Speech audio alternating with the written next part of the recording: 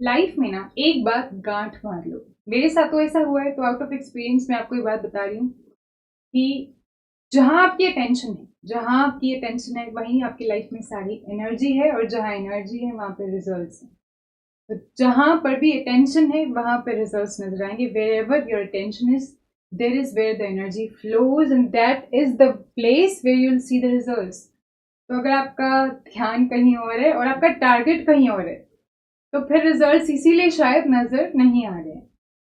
और ये लाइफ में ना एक बहुत खूबसूरत जगह पे अप्लाई होती है, जहां पर मैं हमेशा कहती हूँ, life is the way you look at it. Because जिस तरीके से आप देख रहे हो उसी तरीके से आप उस पर फोकस करें, और जहां पे फोकस है वहां पे सारी एनर्जी है। The rule repeats. तो अगर आप लाइफ को you see it through the lens of love, तो वैसी ही नजर आएगी, and everything will then come to you through that filter of love.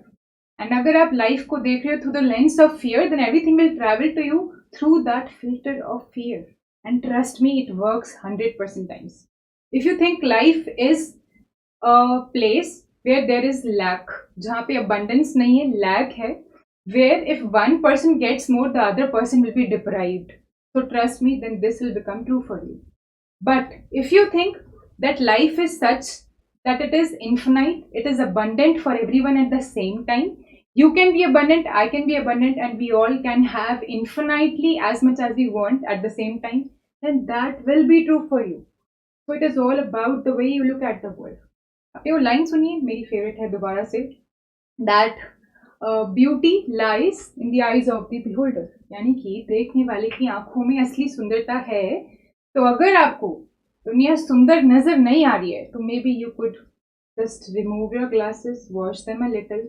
देख लो कहीं आप कुछ ऐसे परसेप्शन से तो नहीं देख रहे हो, कहीं आपका फोकस ऐसी चीज पे तो नहीं है जो खूबसूरत नहीं है।